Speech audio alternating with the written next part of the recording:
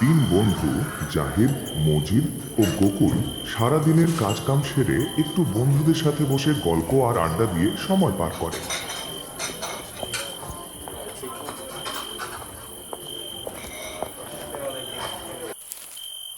যে যার বাড়ির পথে হাঁটতে থাকে। রাত আজ অনেক হয়েছে। গোকুল গুনগুন করতে করতে বাড়ির পথে হাঁটতে শুরু করলো।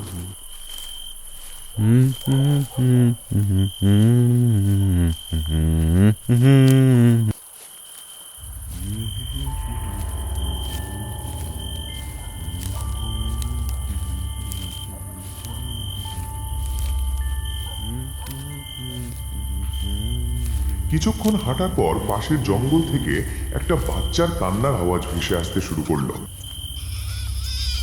গোকুল দাঁড়িয়ে পড়ে আর চারিদিকে তাকিয়ে দেখে শব্দটি কোথায় থেকে আসছে।